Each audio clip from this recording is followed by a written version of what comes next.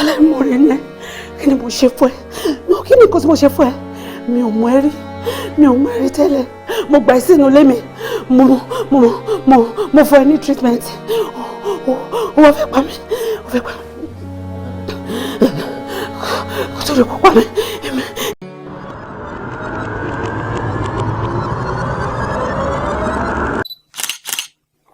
Hello ọ̀rẹ́. Èwo ló ṣe?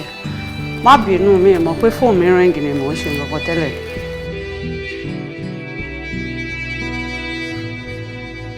Thank you very much. Ó ṣé gan ni. Oh. Wo mi ò máa ṣe party rẹpẹtẹ kan. Actually, mo ní surprise package kan fún ọkọ mi tí mo ṣe personally fúnra mi. Ṣé ti ẹ? So, èmi nìkan ni mo ń dá organize yẹn fúnra mi. So, bóyá tí èmi àti gbogbo ẹ̀yin tó kù wa máa fi yẹn sí weekend yẹn.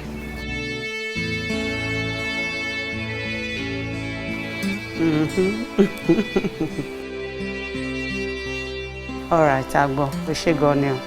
Thank you very much. Kí wọ́n náà kó enjoy ara rẹ̀. All right, bye.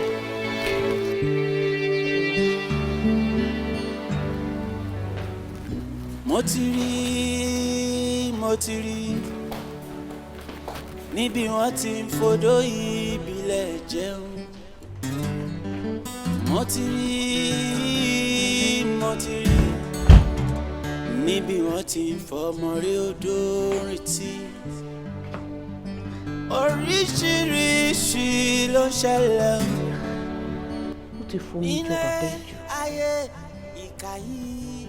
Bó ṣe sùn bí ẹni ipò òrùlá. Kò sóhun tójú onírí tán nílé ayé òṣì.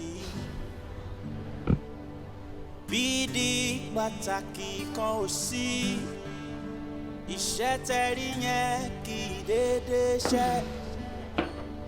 Bídí pàtàkì kan ò sí, obìnrin kì í jẹ́ kúmọ́lú.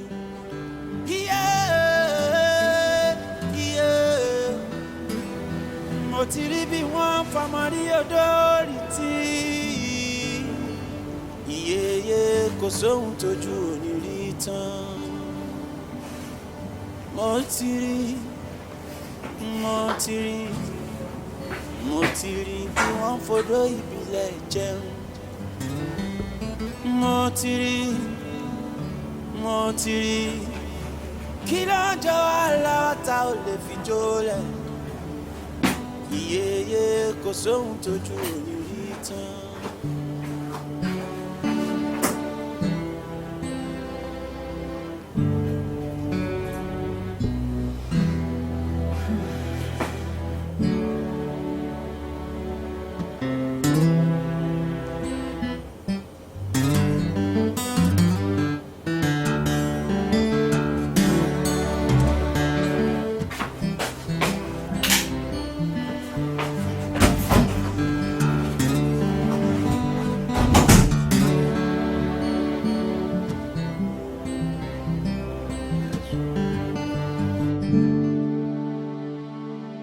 Oríṣiríṣi ló ń ṣẹlẹ̀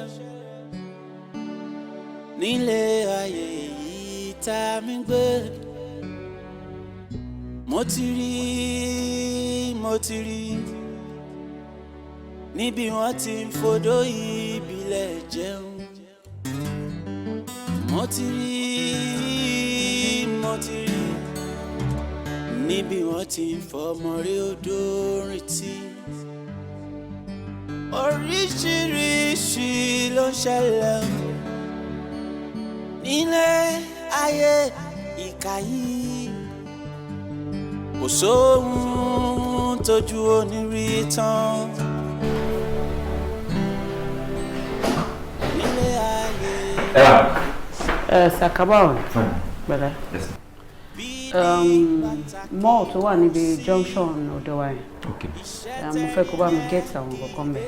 Gbà mo ti kọ gbogbo ẹ̀ síbẹ̀. ATM mi. O ṣàṣìrántí PIN mi. Shorounmu 2023. Yeah. So àwọn nǹkan tí mo nídìí mo fẹ́ kó tètè lọ bá mi gẹ́ẹ̀tì títí ẹ̀ because mo nílò wọn kó tó di ọkọ mi dé ọkọ mi ò dé ní pẹ́ dé so mo fẹ́ kó lọ pa kó dé pa kó ṣe kíákíá ṣé o ti gbọ́ má pẹ́ o mo nídìí àwọn kinní yẹn ní kíákíá ni o. Yes, ma'am. Madam, mo ní kí n fi àsìkò yìí kí n pe àfikún time. Thank you. Same to you.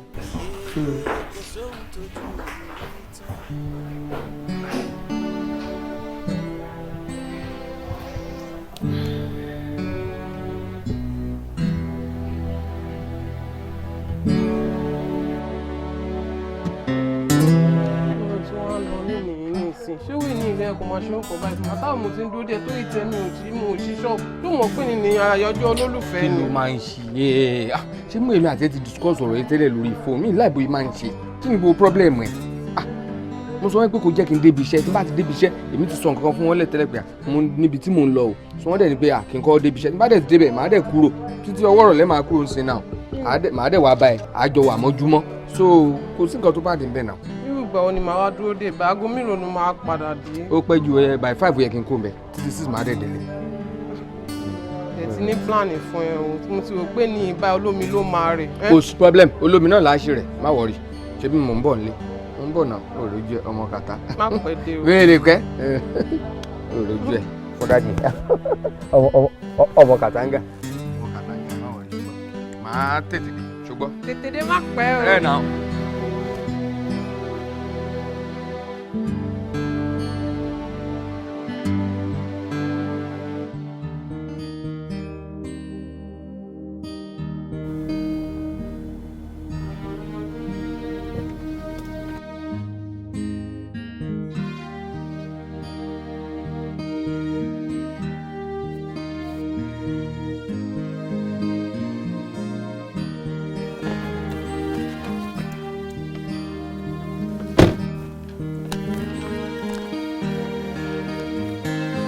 Hello, babe. Hello, sweetie. Where are you? Ó má bínú, iṣẹ́ ló pọ̀ léni. Olúwa, ó yẹ kó ti kúrò níbi iṣẹ́ náà. Mo ti wà lọ́nà already, mo ti ń bọ̀ nílé. Are you for real? Yes. Ó ti kúrò níbi iṣẹ́, ó ti ń bọ̀. Thank God. Wo tí ó bá ṣe pé bó ṣe jẹ́ ni, ó yẹ kó lọ bí iṣẹ́ léni. Tí ó bá ṣe pé ọ̀nà fún ọ̀nà ọ̀run ni. Abba, today is your special day. Kó yẹ kó tiẹ̀ jáde rárá. I know, má bínú. Wàá rí mi láìpẹ́. But it's fine. Tó ṣáà ní pẹ́ délé. All right, baby. Má pẹ́. Love you. Love you so much.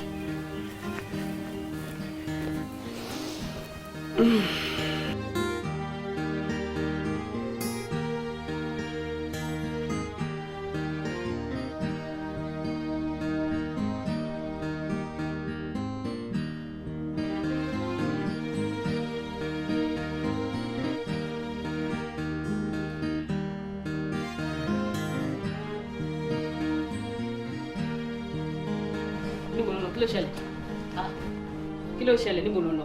Kí ló ṣẹlẹ̀ tí báwo? Mo ti fẹ́ máa lọ nìyẹn. Lọ síbò.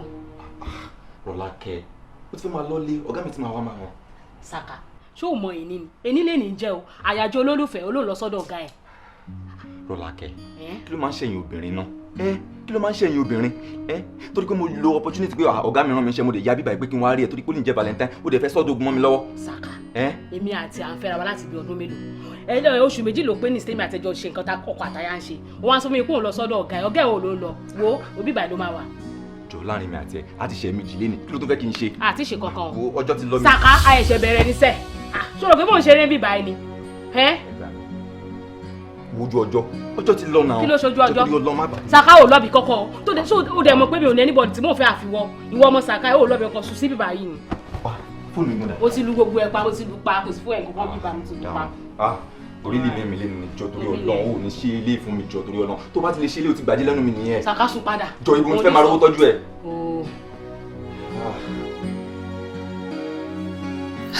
Màgbà mi kẹ́.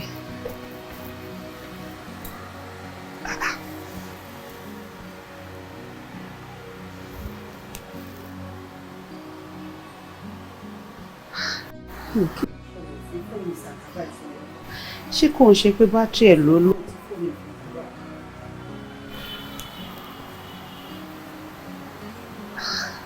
Switch off.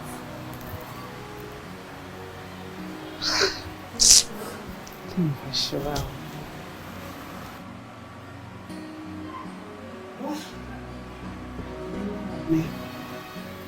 Kò ní pẹ́ dé báyìí.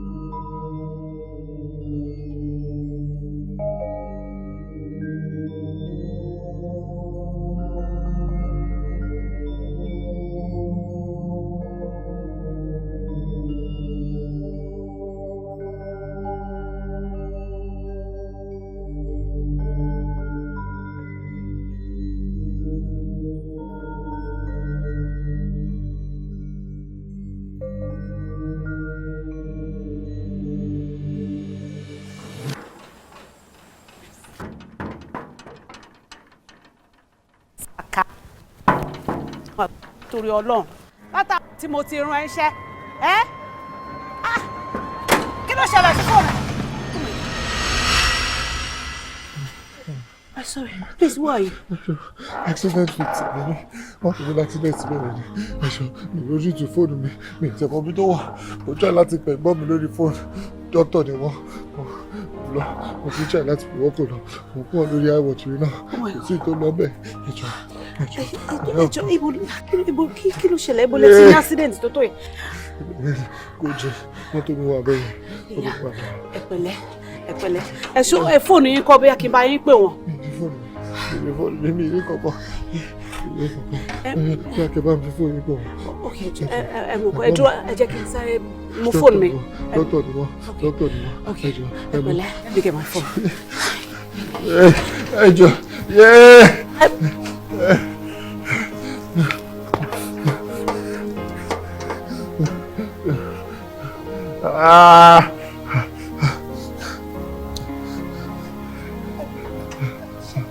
Mọ fóònù ṣe mọ nọ́mbà yẹn ló. Ok.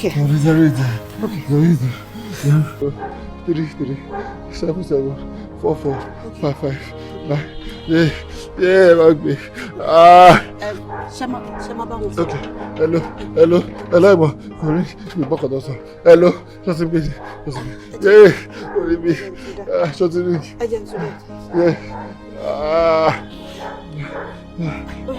hello ṣọ́sí rí kìí ìgbọ́ kọ̀dọ̀ sọ fún ìgbọ́ ìbá wo ṣọ́sí rí kìí yeah ṣe lọ. Switch off. Switch off. Ìgbà bẹ́ẹ̀ náà ṣe yeah. Kí ọmọ ṣe bá kọ̀ọ̀bọ̀dọ̀ wálé ṣàká bómi ṣàká wà wà báyìí. Ọjọ́ yẹ pọ̀. Ẹ mọ̀ kọ́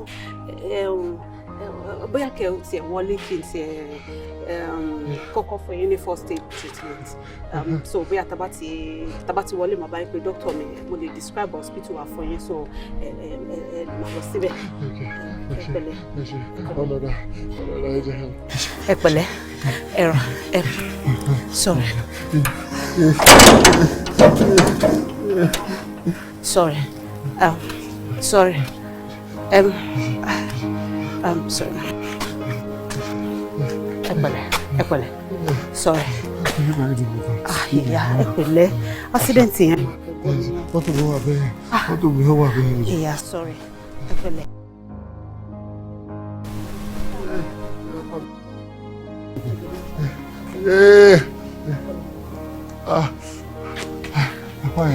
Sorry.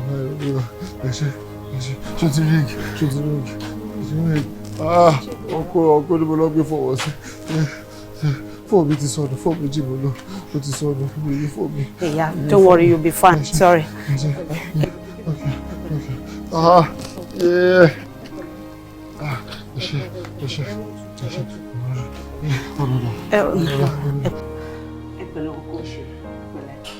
So, báwo lè ṣe feel bad? I feel better. Ẹ ṣé gan, I really appreciate it. Mọ̀ mi rí, gbà mí ẹ tún bá mi clean wound mi. Ẹ ṣé. Ọlọ́run àtúntì yín náà ṣe. Àmín. It's all right. Ẹ pẹ̀lẹ́. Yes, ẹ ṣé. My husband. Ọkọ mi. Kí ló ṣe wọ́n? Oh no, kò sí nǹkan tó ṣe. Ó kàn jẹ́ pé ó yẹ kó ti dé láti ibi iṣẹ́ mi. So ó dẹ̀ sọ pé òun ti ń bọ̀ sómi wá mọ reason tí ó ṣe ti dé.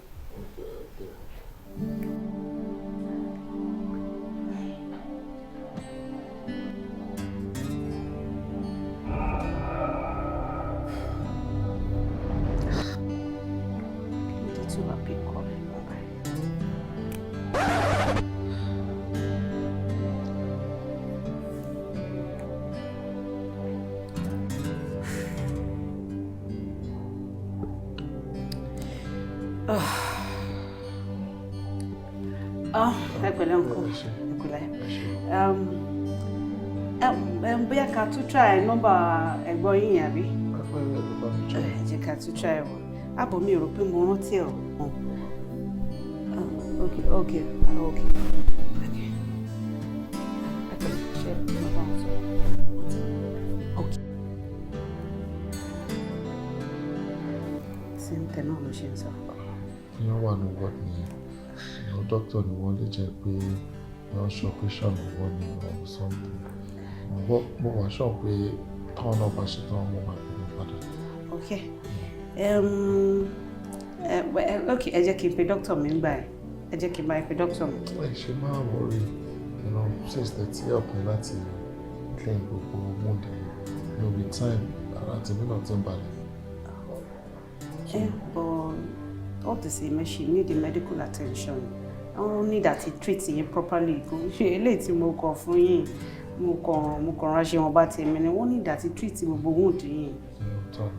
So let me call my doctor for you. No, ẹ̀gbọ́n mi ẹ máa pè mí padà. So but you said your phone is not here, so kò síbi tó fẹ́ pè é sí. Do you get? Tọ́dẹ̀ nìyẹn náà. So ẹ mọ̀ nǹkan tí n bá pe doctor mi ń sìn. Tí n bá ti sọ fún wọn so màá kọ́ sáré ṣe taxify fún yín ẹ̀ lè máa lọ. Nǹkan tí mo ṣàlàyé sọ fún yín ni pé mi ò ní ìdíkẹ́ a doctor yìí náà wọn ò mọ̀ mí rí àṣemáma ṣoògùn registration and everything tí mo ṣe wá sí mo feel better so ká tó mú bí 1 hour yẹn náà tí bá try nọ́mbà ẹ̀gbọ́n mi padà ó ṣe é ṣe kó ti mú tó bá dẹ̀ ti rìn náà taxify ẹ̀ lè bá mi ṣe so màá lè lọ bá wọn ní ẹ̀kọ́ fún mi feel me. It's fine.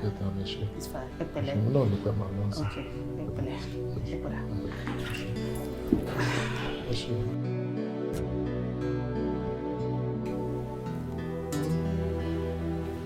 Baby. Welcome. Baby, pé mo tiẹ̀ kọ́kọ́ rí ẹ lẹ́nu. God, you're really making my day. And let me tell you something. Láti ọjọ́ tó ti bí mi, èyí ni best vow tí màá kọ́kọ́ ní. Wow. Yes. And I'm ready to do more if I'm permitted. Wow. And I'm all yours. Thank you. Tí o bá ṣe pé èyí jẹ́ ọjọ́ ìbí mi, ó yẹ kí n wà pẹ̀lú ẹ̀ mọ́jú ni. But tí mo bá try ẹ̀, ìyàwó mi á pa mí dànù ni. Mo dẹ̀ ní plan láti make birthday so special. Yeah, I'm ready for you. You're ready for me? Yes. You know what? Kékeré ni nǹkan tó wà nípa ẹ̀. Ó ṣe jẹ́ ká wọlé náà kó wá rí nǹkan tó máa ṣẹlẹ̀ níbẹ̀. Wow. Iná pìtì.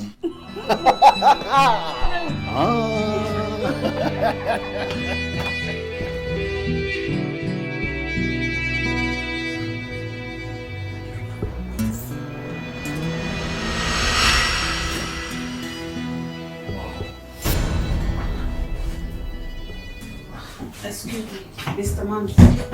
Please, what are you doing here? Are you killing what I was in the bedroom? I'm in restroom, so mo fi ìpìlẹ̀kùn ìlú létí. Ẹ jọ̀ọ́ torí Ọlọ́run, mi ò fààyè gbà irú nǹkan báyìí. No, mi ò fààyè gbà gbogbo nǹkan báyìí. This is my bedroom for crying out loud. Ẹ bá ti sọ fún mi now, màá ti júwe ibi tí visitors room wà fún yín.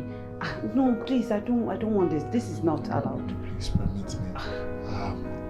This looks so beautiful. Like, it smells really nice as well.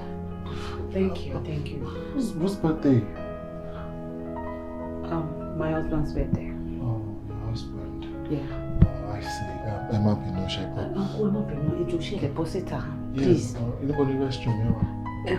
Ó wà ní tẹ́ bá ti bọ́nú ibẹ̀ ẹ máa ti. The other door. Yes. Oh, it's the wrong door. Wow.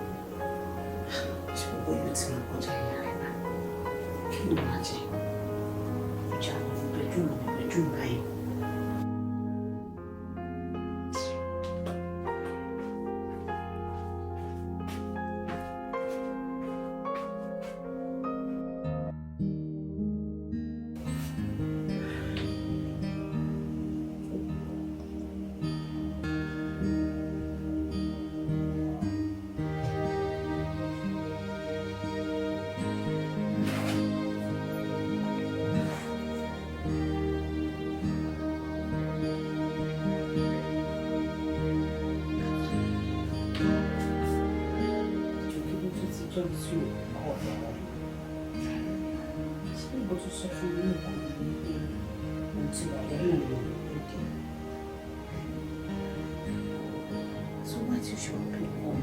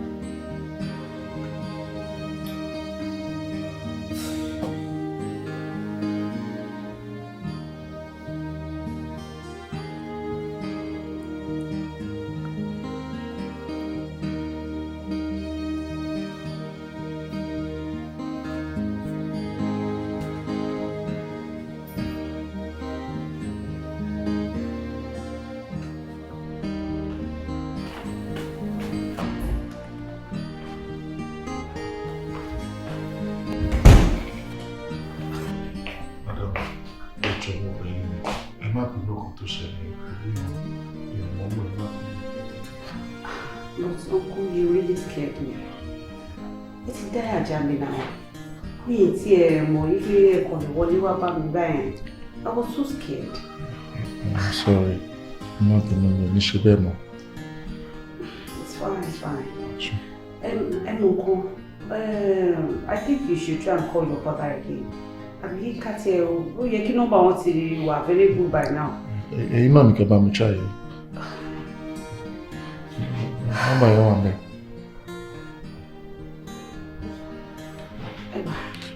To part me cake for me.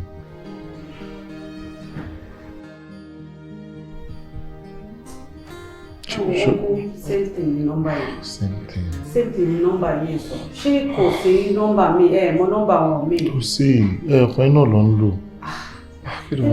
What do we do now? Because we just have to do something. Kí ni nǹkan tá máa ṣe? Do you know what? I think he should be going to my hospital or I don't know, maybe somewhere else or something. You can't just be like this. Yeah, oh yeah, me. We are capable for me maybe 30 minutes. Got to try number one again. More believe go mad 30 minutes. 30 minutes? Yes. Torí tí bá lọ sí mi mọ́ tí mo fẹ́ lọ. Ọjọ́. Mo believe pé 30 minutes time number one mad you know.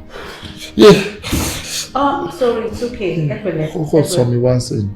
Sorry, it's fine. Ṣé fẹ́ kí n máa lọ ni?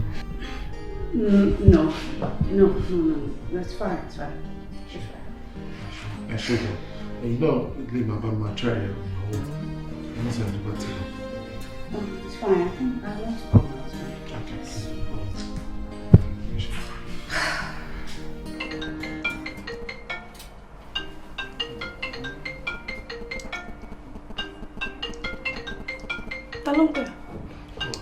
My wife.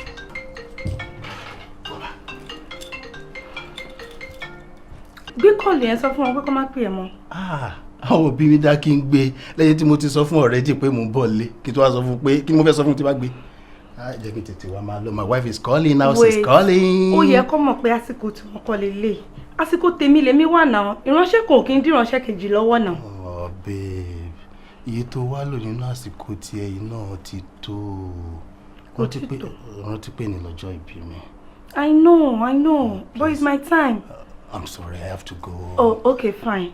Nǹkan tó máa ṣe ń sìn ni pé ṣó mọ̀ pé ìgbà tó dé mo fún ẹ lóúnjẹ ti bí. Yes. Mo dẹ̀ tún ti fún ẹ ní normal oúnjẹ, mo dẹ̀ ti gbélé náà sí. Ṣé wàá rí gbogbo energy to absorb sára yẹn wá dà sí mi lára.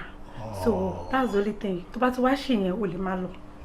Má ṣe bẹ́ẹ̀. Baby, you can't go. Jẹ́ kí n lọ. You can't go anywhere. You can't go. You can't go, baby.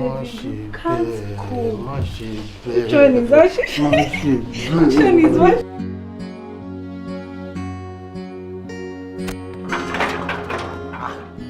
Roscoe. Gaji. Roscoe. Gaji fúnra ẹ̀. Báwo ni? Mo wà okay o. Jọ̀dàbọ̀, bó sọ́nà àtò wọ̀. Bí wọ́n yìí for 15. Wọ́n gbọ́ mi for bẹ́ẹ̀. Mi àmì ibùsùn náà tó wọ̀ mi gbọ́ ní fẹ́ gist di mẹ́rì. Tuna, mo ti sọ fún ẹ tó bá ti fẹ́ máa sọ, rọra máa sọ. O sọ nsìn o ló fẹ́ gbé ewúro. Ṣé inú run ẹ ni? Ìṣe fẹ́ gbé ewúro. Ẹ ò ní ìgbọ́ owó ọ. Ó máa ṣe o bàbá. Ibùsùn wo lọ́nà tó wọ̀. Rọra jẹ́ kára máa sọ. Ibo ni mo lọ látàárọ̀. Náà tó wọ̀ ẹ fẹ́ gist ẹ mẹ́rì ẹ. Okay, o fẹ́ gist mi ò rí mi. Ọ̀dẹ̀ ní ẹ̀jáde wàá máa sọ àwọn ọ̀rọ̀ tí ó yẹ kékeré kan. Mo ya ọ̀dọ̀ girlfriend mi ni. Sọ pé ní àyájọ́ olólùfẹ́. Ọmọ yẹn dẹ̀ tí ó ti máa ń wọ́rí mi máa gbà okay o èní jẹ́ kí n ya ọ̀dọ̀ ẹ mo kàn sáré kíìsẹ̀ mo yẹ kíìsẹ̀ máa gbà ó níbi tí ó yẹ kí mi àti ẹjọ́ lọ máa gbà dẹ́n débi iṣẹ́ tí má ti kó mi iṣẹ́ títí alẹ́ máa wá àjọ lọ bí ta fẹ́ lọ à ń padà sílé màá lè wá fìyà jẹ òun mọ́júmọ́. Wàláhì mi mà. Mo ní girlfriend. Ẹ ṣẹlẹ̀ mi fọjọ́ tí ò ní ohun valentine àbí valentine. Na òwe níní na valentine. Mi mọ abájọ. Tí kí ni fi ṣe kí ni. Wọ́n lè bìlífù wọn nínú ní ìṣá. Kí lórí? Ṣó máa fi madam gbọ́ ọmọ. Ìyẹn àǹtí. Irọ́ ni o. Irọ́ àǹtí ti bímọ. Ń bọ́dọ̀ bímọ sí. Kòtónú. Kí ṣe ẹni kí ṣe pé. Àdúrà wọn láti Kòtónú. Òbúṣe ti ṣe. Kí ṣe ẹbẹ̀. Màmí ó gbọ́kùn ẹ̀ wálé gbọ́ mi fọ ẹ́. Ó gbọ́kùn ẹ̀ wálé gbọ́ wálé. Ìgbà tó náà gbọ́mọ ìrókò bá wọn ti bímọ síta ni. Irọ́ ni o. Àti gbọ́ ọkùnrin wálé. Dákúfí fi ogun bàbá. Gbé kó ń bẹ jàre. So báwo ló ṣe rí? Mo ti rí o. Ó gbọ́ ọkùnrin wálé. Mo ti rí ọkùnrin pẹ̀lú ẹ̀ wo tó bá lé ní wálé. So àti gbọ́mọ wálé. Mo fi kábàbù wa sórí ètò ìṣẹ́ wọn nìkan bá bá òun gbé wálé bàbá. Kò tún sọmọ bàbá ni. Bàbá tó bá rí ẹni mi fọ yìí fine boy. Fine boy. Mi kí yẹn fáàtì mi fọ fáàtì gan ẹ. Tó jẹ́ pé gbogbo adájọ́ mọ̀ pé àǹtí kan máa ń rìn kiri bí ẹlẹ́lẹ́ àtẹ́mi gan wò pé lẹ́nu ọjọ́ mẹ́ta yìí o bóyá kí n kàn tiẹ̀ nígbà pé mi gan òfin bẹ́ẹ̀ gbélé kí wọ́n bẹ́ mi àti wò wá ṣé gbogbo nǹkan tó ń sọ mi believe. Wàhálà ìwé tí gọ̀ Ọlọ́run ìwé tí gọ̀ ní fọ fáàtì gan ẹ. O fẹ́ fi láti hàn mí ṣọ́wà mi. Ọ̀pọ̀ ẹ̀bẹ̀ rìn gbọ́ èmi fúnra tó wọ́ yìí. Má wọrí nǹkan tó ṣẹlẹ̀ ní pé ìwọ máa lọ ṣòṣùgbọ́ so ibẹ̀nu géètì mo wà bàbá tán gbé wọlé àbọ̀mọ ni ẹni á dé bá mi lẹ́nu géètì. Wo mi sára rẹ̀ kó jẹ́gẹ́lẹ́ ìdí bá ti padà máa bá ẹ̀ méjì mi wá. sí problem.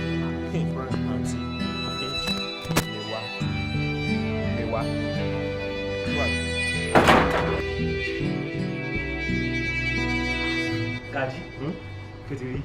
Rúkú, kí ló ṣẹlẹ̀? Mo ti rọ́bà yí ẹ̀gẹ́ o. Lọ́nà sí yìí. Sọ̀rọ̀ kété ga mo bèrè fi ṣàlàfíà. Ok. Jọ, Rúkú, rọ́bà yí ẹ̀gẹ́ o. Kí ló fẹ́ rí gbanu róṣì tó ń pa gangan náà? Lọ́nà sí yìí. Lọ́nà sí ìwèrè ẹ̀wò, kí ló jẹ́ lọ́nà sí? Káàbọ̀ fún wáyé fọ̀ tó dáhùn jọ, ó bẹ̀rẹ̀ kété gba wákàtí. Ààrẹ wo ni wèrè gan-an? Tí n bá máa fa bó máa fọ̀ tí n fọ̀ ṣọ́ tí n bá dẹ̀ fọ̀ máa gbé jù. Ti fọwọ́ bẹ̀rẹ̀. So má máa bá mi sọ àwọn òṣì ọ̀rọ̀ yẹn. Ṣé kọ̀ọ̀kan ló sọ fún mi pé àǹtí gbé ọkùnrin wálé ni? Látàrọ̀ ń sin ibi tí mo jókòó sí ẹni ò tí ì bọ́ ọ̀tà. Ẹ ti rọ́dọ̀. Kí ló ń ṣe bọ̀bọ̀ yìí? Kí ló ń jẹ́ pé ṣé mo ti rọ́dún? Ṣé ọdún Adékọ́lá? Ìṣòro ọdún ṣé ti rọ́ odò ṣé ti bọ́ odò? Ó ti bọ́ sódò. Ẹ ti rọ́dọ̀. Ṣó fẹ́ lọ swim lódò ni? Àgbàrá rẹ̀ ṣé ti rọ́ odò wá? Mi láìpẹ́ ṣe yìí o kékeré tó bá ka mú káwá. Oníṣẹ́ ètì ròdò ṣé bẹ́ẹ̀ bí ìgbà tẹ́ pé èèyàn rọ lu odò ṣé ètì rọ odò. Ó kọ́ ludò rẹ̀. Náà. Mi ò ní ṣé ètì bọ́álẹ̀ ṣé ètì sọ̀kalẹ̀ àwọn ìgbóhùn rẹ̀ pọ̀. Ìwọ náà máa yànnà náà rẹ̀ wá sọ pé ṣó ti sọ̀kalẹ̀ àbí kò ti sọ ìwọ ni ṣé ètì rọ odò ṣó ti rọ odò ṣó ti rọ odò. Ṣé ètì rọ odò? Kò tí ì rọ odò. Wàláhì gbádùn rẹ̀. Irọ́ ni. Wàláhì dàláì. Wọ́n gbàdúrà ara wọn lọ. Wàláhì ẹ̀ enjoy. Máa gé ọ̀fì ọtí àwí cloud 69 bẹ́ẹ̀. Ló máa wà báyìí. Àti mẹ́rin gbádùn o. Èmi gan ó yẹ mò ń rò bẹ́ẹ̀ náà because tíyẹn bá ti wà single tipẹ́ náà èèyàn tó bá jàjà rí yẹn ó máa kanra mọ́ ni. Wàláhì gbádùn mi fọ́fọ́ àti ràn ẹ̀. Náà. That's good but kò síbẹ̀ ní ẹ ti fẹ́ ṣe náà ibi la bá mi. Ọmọ ibi ló ti máa bá mi ní kò mi tún wà ní. Ó bẹ̀rẹ̀ ṣẹlẹ̀ nǹkan fi mo kà fi dí yọjú sí tẹ́tẹ́lẹ̀. Wo bo rúṣkó wo tó bá máa fọ́ lójú kó fọ́ lójú àwọn fámìlì àmà fà é lọ́wọ́ kiri. Èwo ni mo fẹ́ fọ́ lójú. Ó dàgbà jù mí lọ. Ṣé fi mo fẹ́ fọ́ lójú bẹ́ẹ̀. Oníwò fẹ́ fọ́ lójú pé tó bá dẹ̀ fọ́ lójú mọ̀ àṣẹ kìíní kan. Fọ́ ni mú rè ṣe kí ẹ̀ mo fẹ́ fọ́ lójú. Bí mo fẹ́ yọjú sí ẹ mo fẹ́ rí ẹ tẹ́lẹ̀tẹ́lẹ̀ rè ní ká rí ẹ. Ok o fẹ́ wá rí mi. Ó ti yé mi. Ṣé ó dẹ̀ yín dandan òfin bí bá ti fẹ́ bá ẹ sọ̀rọ̀ bẹ́ẹ̀ dídàkúgbò ìbọn náà rí ìṣe káka ọmọ ẹ̀ fi dòwò òun mo fẹ́ fọ́ ẹ yìí o. Ó ti yé mi fẹ́ mi. Láìṣe odi. Ó ti yé mi fẹ́. Ó ti yé mi. Mi wá lórí padà sí. Máa lọ. Wọ́n á gúnyán kù ẹ̀ olóṣì. Wọ́n á gúnyán ẹ̀ òwò. Àwọn èdè wèrè tí ò sí nínú kíní Nàìjíríà tó máa sọ. Sùwàrà. Oríṣiríṣi ló ń ṣẹlẹ̀ nílé ayé yìí tá mi gbé. Mo ti rí níbi wọ́n ti ń fodó ìbílẹ̀ jẹun. Mo ti rí níbi wọ́n ti ń fọmọ rí odò rìntì. Oríṣiríṣi ló ń ṣẹlẹ̀ nílé ayé ìkàyìn. Excuse me, please. Kí ni nǹkan tẹ́ wá ṣe mí báyìí? No, please don't tell me that. Ẹjọ́ nítorí Ọlọ́run, ẹjọ́ torí Ọlọ́run. Kí ni nǹkan tó ṣẹlẹ̀ gangan? What do you want from me? Nǹkan tẹ́ fẹ́ béèrè. For crying out loud, this is my kitchen now. Ẹ̀kọ́ ń tẹ̀lé mi káàkiri gbogbo nulẹ̀. Please, ẹjọ́ torí Ọlọ́run. Kí ló ṣẹlẹ̀ náà? Ẹ jẹ́ ìbéèrè kan tí mo fẹ́ béèrè. Ẹ jọ̀ọ́ ta lẹ ń try láti pè. Of course, my husband. My husband? Yes. Mo láyọ̀ láti sọ fún yín pé wọ́n ní gbé kọ́ wọ̀nyí. What do you mean? Ẹ̀yin náà tẹ́ bá rò dáadáa, ẹ̀rín pé ní Valentine. At the same time, ẹni ní birthday wọn. Ọkọ yín wà bí kan tó ti ń ṣe fàájì, so wọn nílé gbé kọ́ wọ̀nyí. What are you insinuating? Same thing I am trying to say. You know what? You look so beautiful. You know, looking at you from head to toe, you're very beautiful. You know, you're entering my eyes. And in my head, it's doing me to bend you over and give you a nice darky style. What? Ejo, uncle, Ejo. you know what? Ó dàbí ẹni pé gbogbo nǹkan tá à ń ṣe látàrọ ó ti tó gẹ́. Ẹ jọ̀ọ́ torí Ọlọ́run. It is high time you leave now. Please just go, leave. Mo ti try to, mo ti gbìyànjú tó. Ẹ wá máa lọ. What are you saying? What is all this? Kí ni túmọ̀ gbogbo nǹkan tẹ́ ẹ sọ jáde lẹ́nu yìí?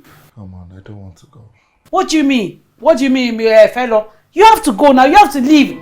Please just stop there. Stop right there. Please just stop. What? Excuse me. Please just leave me alone. What is it? What are you trying to do for crying out loud?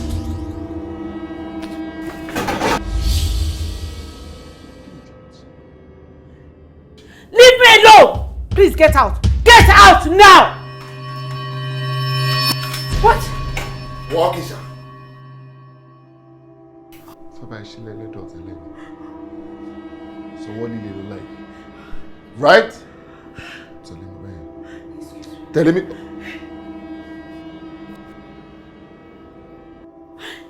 So by she let daughter. What? What's it? What's there?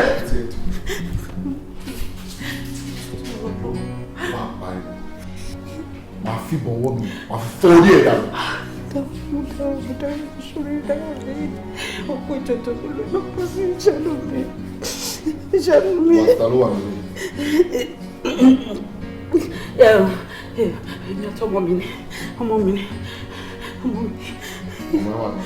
Yes. She's in her bedroom. She's in her bedroom? What's she doing? She's sleeping. Yes. Ló ṣe tó ń bọ̀. Mo ní ló ṣe tó ń bọ̀. Kò sí kókó. Ló ṣe tó ń bọ̀.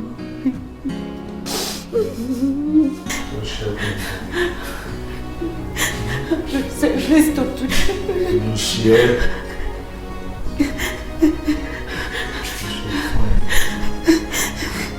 So beautiful.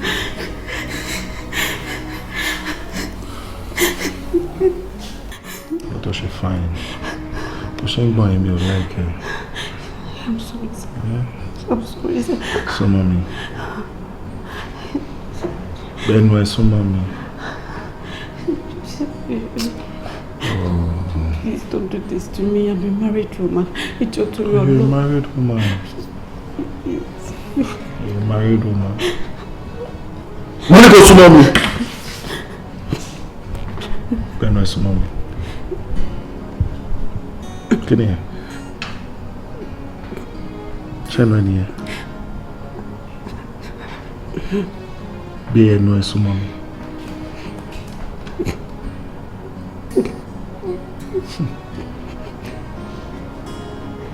Get no shame.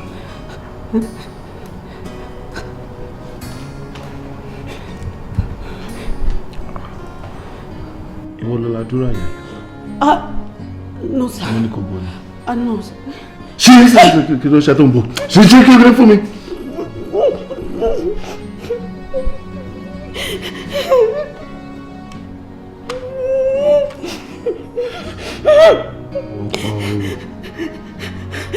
Oh, God. Oh, look, perfume. Yes, sir. Look, perfume, eh?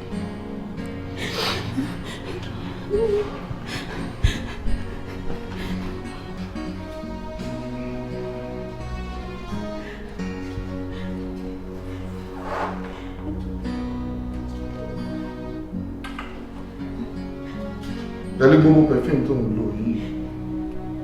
Òun sì.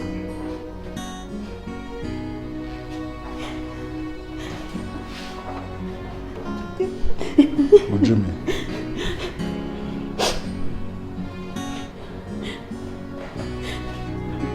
Ojú mi. Orí ìtẹ̀kọ̀.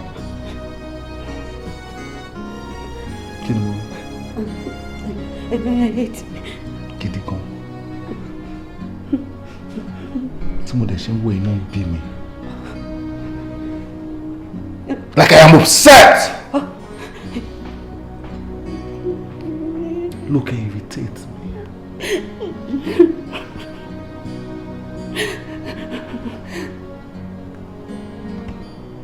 Look at you. You won't know. You're the barrier to go and see. I'm afraid pé mi ní bad person, mi ní ká, àbí?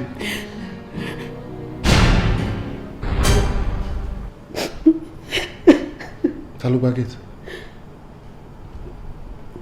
Saka. Ta ló ń jẹ́ Saka? Gate man mi. Mo ní ta ló ń jẹ́ Saka? It's our gate man. It's gate man. It's our gate man. Today. Kúlẹ̀ bàbá.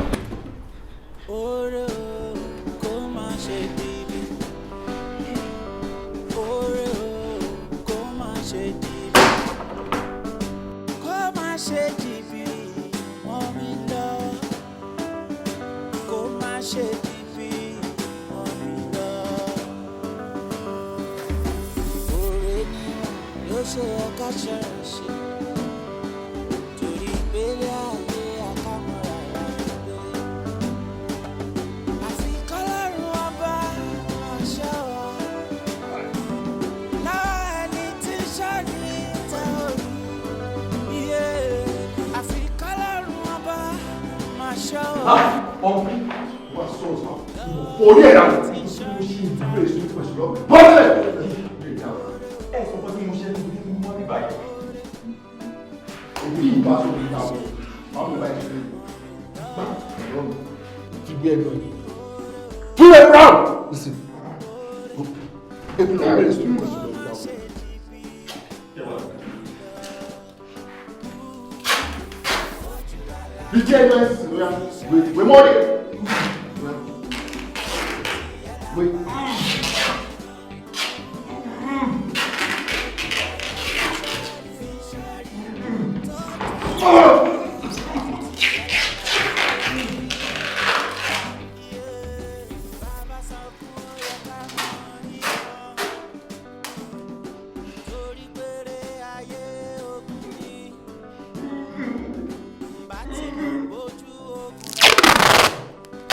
No, wait, sit down. No, sit down.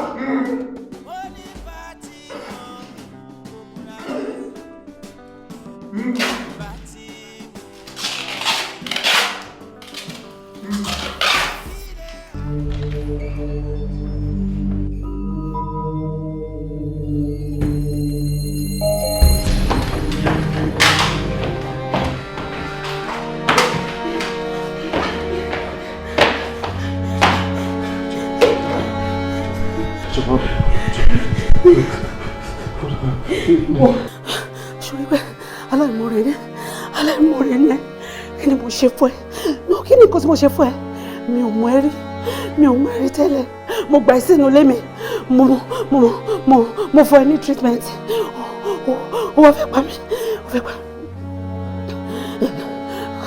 tó lè pa mí èmi máa kọ́kọ́ pa.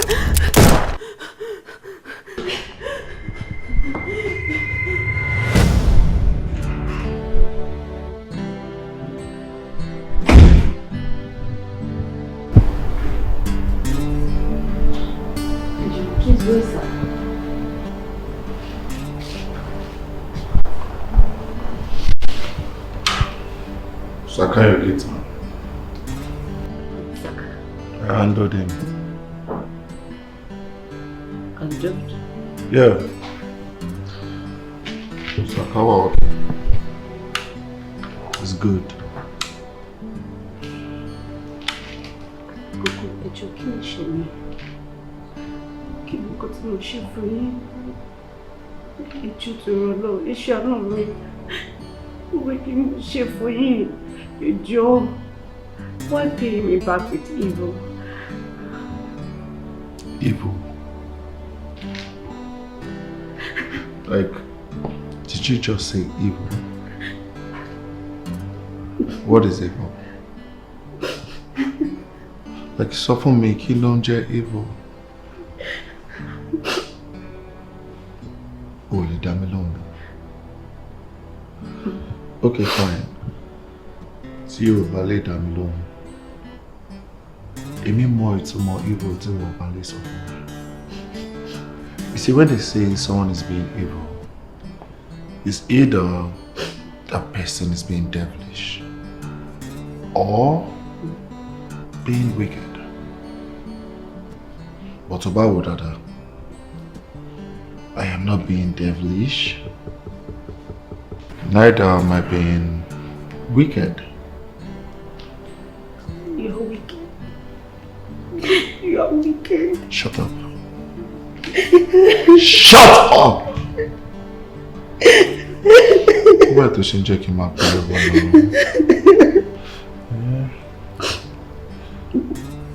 You're so beautiful. You're so violent.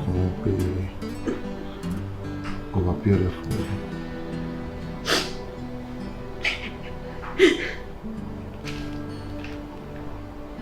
Shawakisha. Mo ní ṣe wà okay. Kí ni ìtumọ̀ kan tó ṣe ń sìn? Mo ń ṣe nǹkan òun bò padà. Tó bá bí ẹ dá. Mo ní tó bá bí ẹ dá. Tó ṣe nǹkan tó ṣe yẹn. Sórí òkè Olúmọ tó gbé sáyà yìí. Gbogbo ẹ̀ ló ń wo ojú mi náà. Mo dẹ̀ ń try láti gbójú kúrò bọ̀ ojú mi ń lọ́bẹ̀, mo ń gbé kúrò bọ̀ ń lọ́bẹ̀. Wọ́n á sọ fúnra mi pé, guy, you need to stay focused.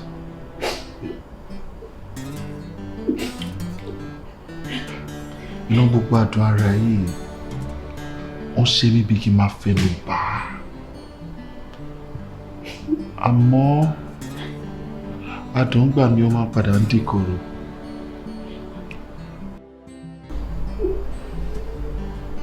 I'm not interested. You know, I want to stay focused. I'll try that to sweep me off. I'll stay focused.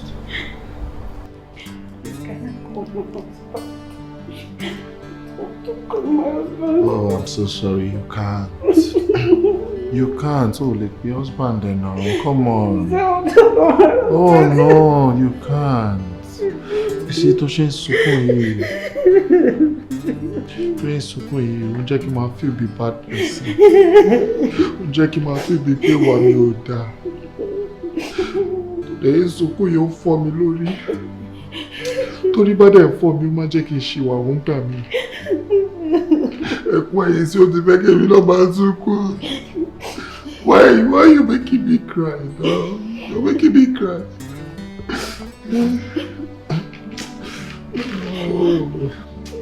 Kódà omi kì í ṣìwà o. Omi kì í ṣìwà o. Ṣé máa sunkún?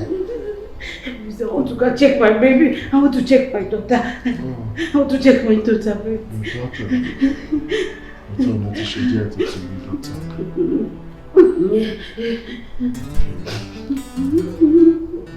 I'll check daughter. Oh. Get up! Oh. Sorry, today.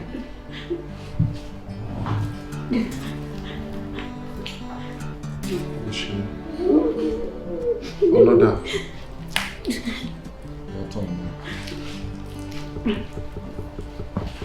You did no share to go. Move.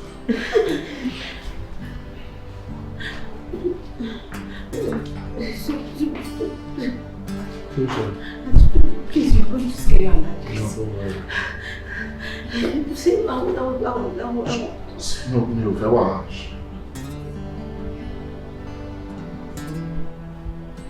Do I look like I care?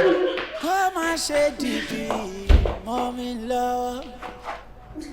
Come and say DP, mommy love. Ore ni wo ló ṣe ká ṣọ́ra ṣe. Ìgbélé ayé àkàmọ́ra la mi gbé. Àfi kọ́lọ́run ọba máa ṣọ́ wa. Láwa ẹni tí ṣọ́ni ta orí. Àfi kọ́lọ́run ọba máa ṣọ́ wa. Ó fẹ́ jí ọ. lọ́wọ́ ẹni tí ń ṣọ́ níta ò mọ̀. Fetcher. Okay, move smart. Ẹ jẹ́ báyìí fún ọ̀pẹ tí. No. Ṣé ṣe oyún fáwọn ọmọ ẹ̀? O lè ti gbé ní ibẹ̀ láti mọ̀ wá fẹ́ lọ jí.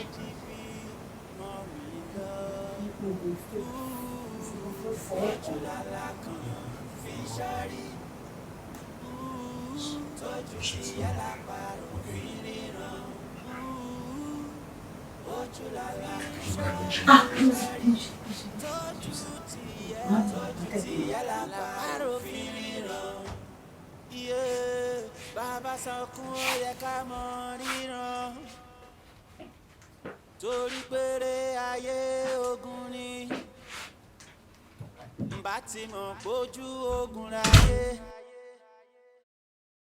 mbà tí ràbọ̀n ẹlẹ́nu mẹ́fà mo ní mbà tí mọ̀ ogun ráyé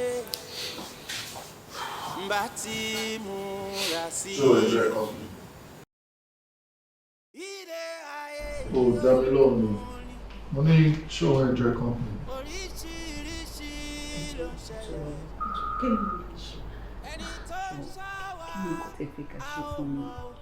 Please, You see, that is my problem with people. Kí ni mo béèrè lọ́wọ́ ẹ, kí ni nǹkan tó ń sọ? Mo ní, are you enjoying my company? Mo sọ pé kí ni mo fẹ́, báwo ló ṣe pa? Damn it, Lord! So enjoy company. No, feel free láti sọ ọ̀tọ̀ fún mi. Tó bá enjoy ẹ̀ sọ fún mi. Mo lè make it faster for me. So enjoy company. No. Sorry? It's okay. More enjoy. It's okay, Dada. More enjoy. Oh, beautiful. So why to show us again for enjoy company?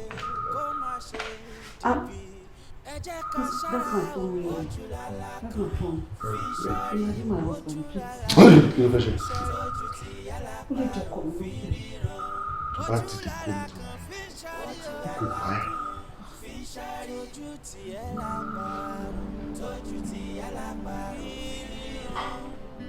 Ọlọ́tí ní inú ilé yìí o.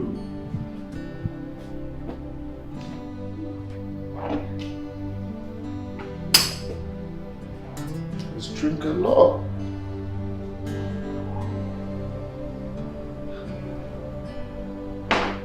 Ọ̀pọ̀ ìyàwó rẹ̀ ló ń ní gbogbo tíì. Bọ́ọ̀lù máa mú. So we'll drink. So I don't drink. He does. But what he does?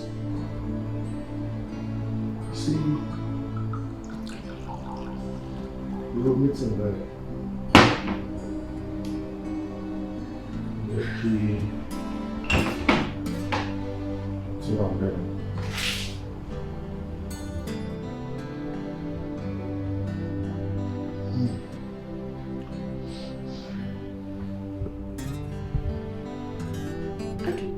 You don't what? I don't drink. You don't need privilege. I drink. Oh, you drink.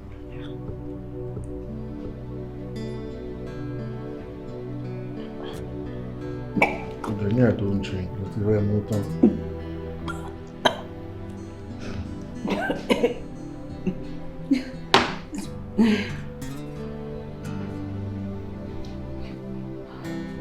That's my husband.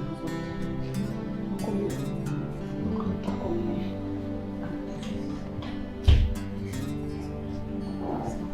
No! Would you sit close? Come here. But you joke, Eko. She ṣe ọ̀nà bí ètí ẹwà ṣiṣẹ́ ti ṣílẹ̀ ọkọ ẹ̀ máa wọlé bàbá rẹ̀. Ok? Ṣé mo hàn mí látàárọ̀? Oh my God. Ṣé mo hàn mí látàárọ̀ tí mo ti wà bíbá yìí? Ṣé mo hàn mí? Báyìí tó ṣe jẹ́ kí n máa feel bí gbéyàn burúkú ni? Ṣé mo ṣe nǹkan tí ò dá sí ẹni? Ṣé mo fọwọ́ kàn ẹni?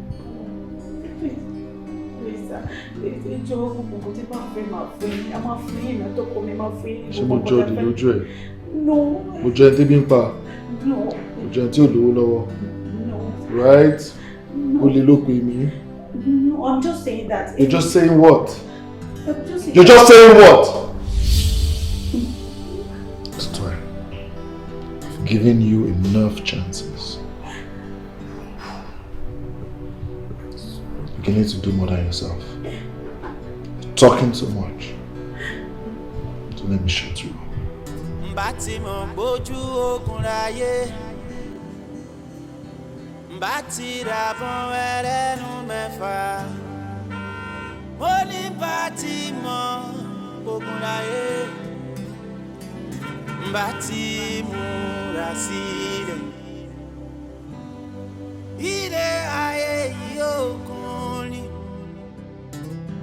Oríṣiríṣi ló ń ṣẹlẹ̀ ẹni tó ń ṣọ́ wa a ò mọ̀ o ẹni tó ń ṣọ́ wa a ò rí àfi kó rí ẹni ó kó níyàn nínú lásìkò ayé yìí oríṣiríṣi ló ń ṣẹlẹ̀ nílé ayé ogun oríṣiríṣi ló ń ṣẹlẹ̀ àkóbá àdàbà kórí mi má jẹ́ rí àdàbà àkóbá kórí mi má jẹ́ rí kórè má ṣe dìbì mọ́ mi lọ kórè kó má ṣe dìbì ẹ jẹ́ ká ṣọ́ra o ojú làlà kan fi ń ṣọ́rí ojú làlà kan fi ń ṣọ́rí ojú tí yálà parọ́ fi ń ríran ojú làlà kan fi ń ṣọ́rí ojú làlà kan fi ń ṣọ́rí ojú tí yálà parọ́ tójú tí yálà parọ́ fi ń ríran oore o kó má ṣe dìbì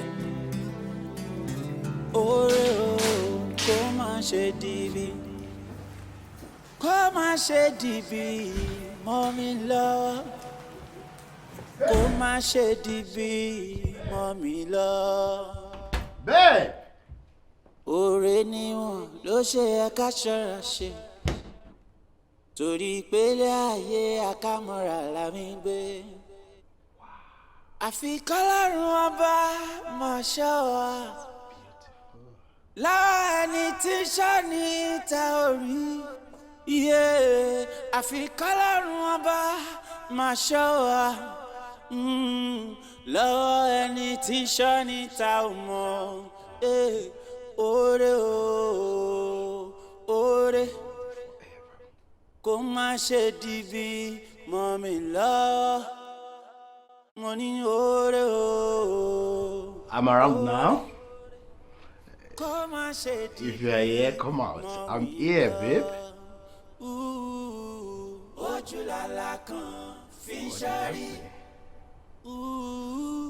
baby is angry. I can explain.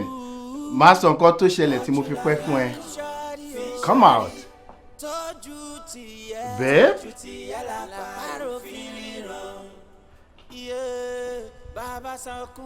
Babe! Torí péré ayé ogun ni mbà tí mo pójú ogun ráyé. Babe! Tí ra bọ́n ẹlẹ́nu mẹ́fà. Babe! Mo ní bá tí mo ogun ráyé. Cut it off. Mbà tí mo rà sílẹ̀. Sorry, dear. Ilé ayé ogun ni. Oríṣiríṣi ló ń ṣẹlẹ̀. Ẹni tó ń ṣàwà. Wọ́n ṣe prank fún mi. Ẹni tó ń ṣàwà a ò rí. Àfi kó rí ẹni ó kó níyàn. Nínú lásìkò ayé yìí.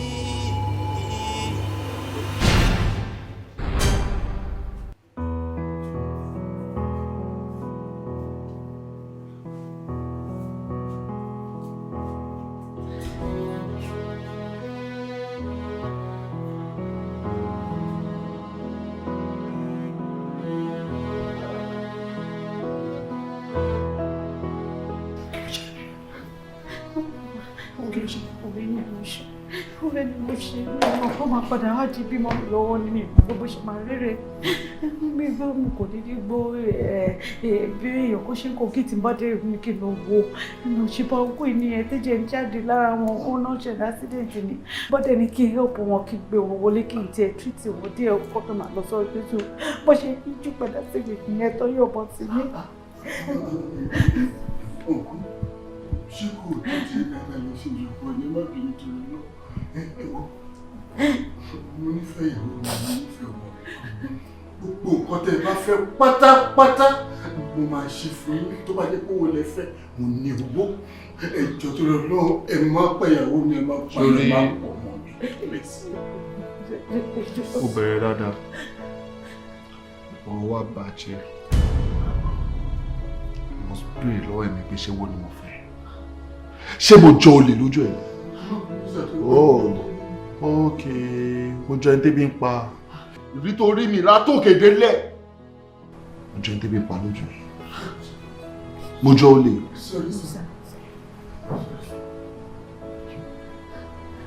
Adésọlá Fọmíláyé Johnson Dámiláre Johnson. àmọ́ sà. àrírí sà. ẹ̀rí mi ṣe first of all èmi ò accident ṣe gbogbo wound tó wà lára mi we intentionally stab mo fúnra mi ní wound yẹn so I can get close to you bẹ́ẹ̀ ni mo sọ fún mi ṣe level of desperation mi ò mú lélẹ́rẹ́ o. Ẹ̀yin lè má mọ̀ mí, bọ́ mo mọ̀ yín dáadáa.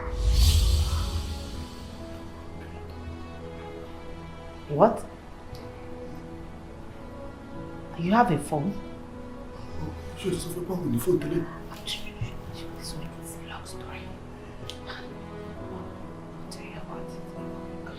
Hello, sister. Mission accomplished. Mo ti wà pẹ̀lú àwọn méjèèjì nsìn.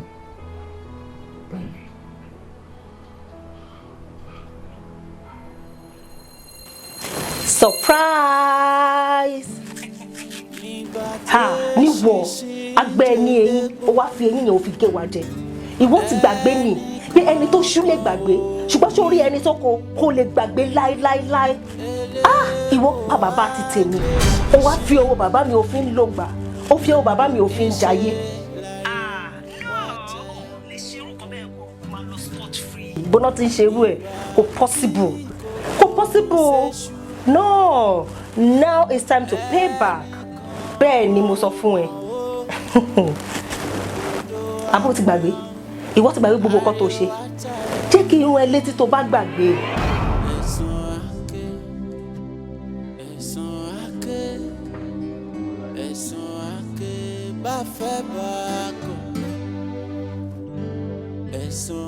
Ẹ má bínú dákun, torí náà mo ṣe ní kí n gbé lóòzì wá fún ìkẹ́ ṣe máa fi step down sá. Kì máa fẹ́lẹ́ ìrẹ́ ń bẹ̀. Ok.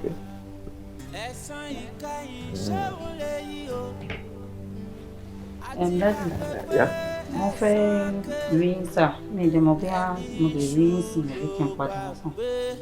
Tó bá jẹ́ pé nǹkan tó máa make ẹ̀ snappy sọ́nsìn, àmọ́ tó bá jẹ́ ọ̀rọ̀ tó máa pẹ́ jẹ́ kí n jẹun náà torí oúnjẹ ò ní wọnú kọ́rọ̀ mi wọ̀. Rárá sàrọ̀ tí ò ní pẹ́ mi sà. Bẹ́ẹ̀ ni sà. Bóyá ń gbọ́.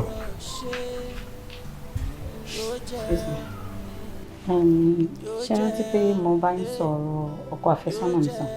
Yes, mi ò gbàgbé. Sà, so nǹkan tó ṣẹlẹ̀ ni pé a ti ready láti ṣe wedding sà. Wow, that's great. Nǹkan ayọ̀ nìyẹn. Gẹ́gẹ́ bí orúkọ ọmọ Ọláyọ̀, ìgbà wo wá ni ẹ fi ọjọ́ wedding sí? Actually sir, next month ni wedding yẹn sir, but máa fẹ́ fi iṣẹ́ sílẹ̀ by next week sir, kí n lè ráyè prepare fún ara mi dáadáa sir. So next week ni wedding, o dẹ̀ máa fi iṣẹ́ sílẹ̀, o dẹ̀ ṣe ń sọ yẹn fún mi nsìn. jọ Ọmọláyọ̀ tó bá kúrò ń sìn ta ló máa assist mi nínú ilé ta ló máa dáná fún mi ta ló máa bá mi tún lè ṣe. Daddy èmi náà ti rò bẹ́ẹ̀ sà so mo dẹ̀ ti bá ọ̀rẹ́ mi kan sọ̀rọ̀ and she's a very nice girl ó wà reliable sà ó dẹ̀ good mo dẹ̀ ti sọ fún un. ó ti bọ́ rẹ̀ sọ̀rọ̀ ok ìyẹn ń ṣe problem but so mọ̀ pé abẹ́rẹ́ lókun dìdọ́dọ̀ mi ni fún mi àti àbúrò ẹ̀ náà ṣe okùnfà bó ṣe dé bíbáyìí ṣé o ti jẹ́ kí wọ́n mọ̀ pa ẹ̀. bẹ́ẹ̀ ni sà mo ti pe àǹtí fún mi mo ti explain fún wọn. ok so ẹ̀yin méjèèjì tìjọ pa ẹ̀ tìjọ kún àbí àṣírí ẹ̀ máa tó tú ń bọ̀ jẹ́ n confirm mo ní the confirmation kó má lọ jẹ́ pé ó múlẹ̀ fún mi ìgbà ẹ ló máa di múlẹ̀ tọ̀nà wà rí sí múlẹ̀ ǹdẹ̀ fẹ́ kó múlẹ̀ fún mi. a ní kò lè believe bó ṣe rí mi báyìí he was so surprised. irọ́ ni o. I'm telling you. I can imagine. àwọn dádì ló máa ń pè mí. Okay. Video. Hey daddy. Hello fún mi. Báwo lè ṣe wà okay? How are you? I'm fine. Ọmọláyọ̀ ló ń sọ nǹkan kan fún mi nsìn. Ó ní òun fẹ́ ṣe wedding ní next week. Òun dẹ̀ ti bá ẹ sọ tẹ́lẹ̀. Ṣé lóòótọ́ ni? Òótọ́ ni ó sọ fún mi. Ìgbà tó dẹ̀ sọ fún mi, inú mi náà dùn at least good news ni àṣàlì ní kó má marry. Àbí ó ṣàlàyé fún mi lóòótọ́ pé ó ti ṣe wedding. Yóò dẹ̀ lóun ti bá yín rí ẹlòmíì. Mo bí pé ṣé ẹni ẹlòmíì tó rí yẹn ṣé ẹni tá máa fọkàn balẹ̀ lórí ẹ̀ tó trust ni. Ó dẹ̀ jẹ́ kí n mọ̀ pé irú èèyàn bíi tòun náà ni ó dẹ̀ trust ẹ̀ 100%. Ok, nǹkan tèmi fẹ́ confirm nìyẹn. In as much as tẹ́tí ní plan fún alternative èmi ò ní problem pẹ̀lú yẹn rárá. Exactly. So ìgbà tó ti sọ fún mi lọ́kàn tèmi náà ti balẹ̀ pé okay kò sí problem gbà yín tẹ́ bá ṣáà ti wà okay tẹ́ni ẹ̀ dẹ̀ trust ẹ̀ tó dẹ̀ jẹ́ ẹni tá trust tóun náà fún ara ẹ̀ trust tó dẹ̀ máa ṣe dáadáa tí ò ní wá sí wà wù tó bá dọ́dọ̀ yín. No ní problem. àkóso wàhálà ó ṣàlàyé fún mi yẹn máa wọ̀ rí ẹ ó yẹ kẹ́ mọ̀ pé àpò ń ṣe eré náà Of course, I know. Anyway ṣe ṣáà wà okay. Mo ń try láti wà ẹ̀yin kọ́. Ṣé ti jẹun? Ẹ ṣú ọ̀pẹ ti jẹun. Ó yẹ kó trust Ọmọláyọ̀ náà. Ó yẹ kó trust ẹ. Okay. Àwọn oògùn yín kọ́. Of course. Ẹ ń pè é jẹ́rìí o. Ó bẹ́tà bẹ́ẹ̀ kò sí wàhálà dàdí ọ̀rẹ́ mi kankan wà bíbá yìí tó. Tí má délé lálẹ́ máa pè yín. Bye. All right, dear. Bye for now. Bye. Love you too. Bye. So, ìwọ àti ẹ ti pa ẹ ti kún lóòótọ́, no problem, okay? Ọlọ́run àmọ́jọ́rò. Èmi náà á dẹ̀ ṣe nǹkan tó huge máa ṣe fún. All right, dear. Yes, sir. Tètè lọ wo oúnjẹ o, má jẹ́ kí yẹn jóná, má jẹ́ kó jóná. Àwa yẹ ó mọ̀ kó mọ̀ dán wọn tí mo sọ fún ẹ ó fẹ́ marry. Okay. Ó wá lóun máa lọ but ó ti promise láti bá a get ẹlòmíì. Okay, so ẹ trust ní ṣá. Ìwọ ló sọ̀rọ̀ báyìí. In fact ó sọ fún mi pé òun trust ẹni yẹn 100% ọkàn mi náà dẹ̀ balẹ̀ pé ó máa wà okay. Torí mo ọ̀rẹ́ mi kan náà ń ṣe that kind of business in Nigeria tó máa ń bá àwọn èèyàn get ọmọ ọ̀dọ̀ but wọ́n jẹ́ pé ẹ trust lẹ́ni kò sí wàhálà nínú. Ilé ìṣe ìdá mi lójú. Because daddy gbọ́dọ̀ wà in safe hands. Trust na. Ẹ mo tẹ trust ẹ lọ́wọ́ bẹ́ẹ̀ ni ẹ náà.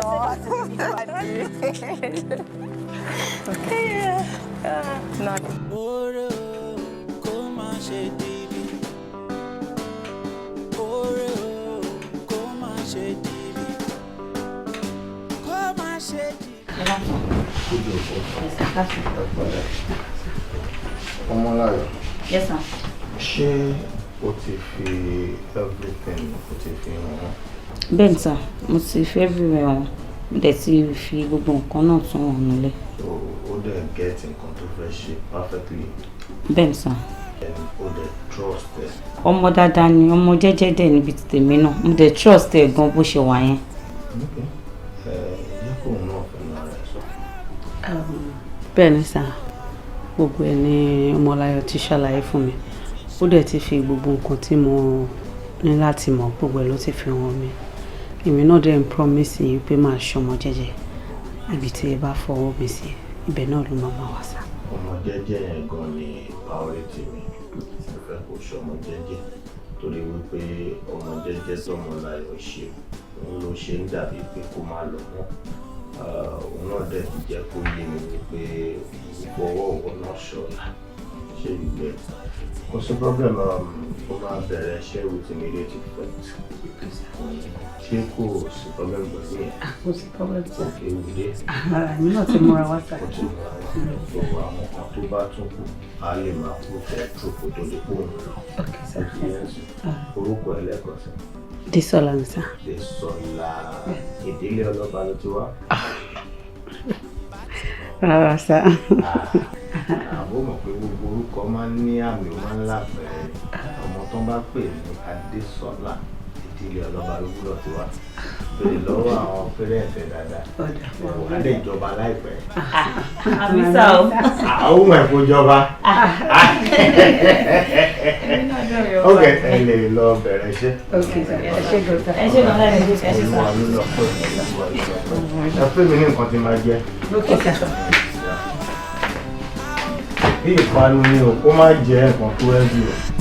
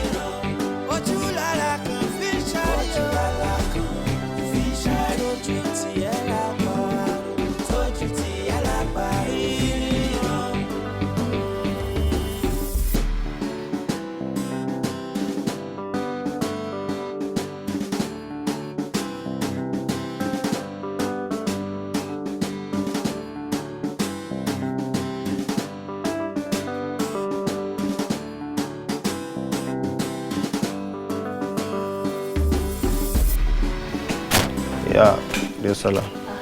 Kusha. How are you? That's nice. That's nice. Ṣé gbogbo kitchen yẹn náà ló ti ṣe? Bẹ́ẹ̀ni sá, gbogbo mo ti ṣe. That's good. Anyway, mo fẹ́ sáré jáde. Mo ní meeting pẹ̀lú àwọn Sẹ́ríkì ọlọ́pọlọ group of company. Okay sir. Bọ̀ kí n tó lọ, mo fẹ́ tea. Okay sir. Little, má jẹ́ púpọ̀, hot tea. Okay sir. Yes sir. Yeah. Cold one, cold one. Not hot one. I don't want hot tea.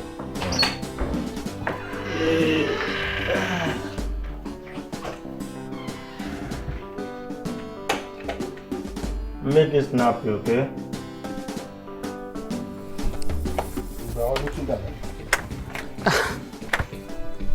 So, but that is the problem I'm having with this your new job. Láti ìgbà tó ti gbaṣẹ́ yìí mi ò kí ń rójú ẹ̀ ńlẹ̀ mọ́ kò yẹ kó rí bẹ́ẹ̀. Johnson ìwọ ló ń sọ̀rọ̀ báyìí iṣẹ́ lóògùn iṣẹ́ ẹ̀ ìgbára aládé ń búra tí dàbá wà tí ò bá níṣẹ́ gidi lọ́wọ́ kò yàtọ̀ sóko jọ tó yọ lọ ṣáà ní ṣiṣẹ́ yẹn ṣáà ní ọ́zù ní ṣé bá ṣe máa live life wà lọ rẹ̀ ìwọ òye àtìgbà tó ti ṣetán ní yunifásitì kò sí nǹkan kan èmi náà kò sí nǹkan kan ààrẹ iṣẹ́ àlówó lọ́wọ́ ọ̀dọ̀ bàbá yìí tí mo ti ń manage ara mi ṣe bíbẹ̀ láti rí tọ́wọ́ àti kọ́bọ̀ tá à ń ná bíbí jọ tó yọ lọ́wọ́ ṣòrí pending the time tí màá fi ríṣẹ́ gidi jẹ́ ká máa manage ara wa jẹ́ ká manage bá ṣe máa ríra wa. I can't do without you tí n bá rí ẹ lọ́jọ́ kan I can't. Me too my love but kí la fẹ́ ṣe a ní láti ṣiṣẹ́ Mo jẹ́ káwọn èèyàn rí wa jọ. Wọ́n máa sọ fún dádì. Táwọn ará ilé bá rí wọn, wọ́n máa sọ fún dádì. Do you know what? Anytime tí dádì bá ti travel, ṣòro tó máa ti travel yẹn wọ́n máa ń pẹ́. Ṣé ti yẹ wọ́n lè lo bí abẹ́ ọ̀sẹ̀ kan níbẹ̀. Tó máa ti travel, máa sọ fún ẹ. You just come to the house. Àjọ wà ń bẹ̀. Màá wá síbẹ̀. Ṣèbí mi àti dádì nìkan la jọ ń gbé. So táwọn bá dẹ̀ ti travel, èmi nìkan ni máa wà lẹ́. Inú mi á dùn, èmi náà tiẹ̀ lè bẹ ṣeré ìfẹ́ nínú èsì. I love you too, baby. Thanks for love. Jẹ́ kí títí wa máa lọ kí dádì mi lọ ṣáájú mi díẹ̀. All right. Tí ó máa wá okay. I love you too.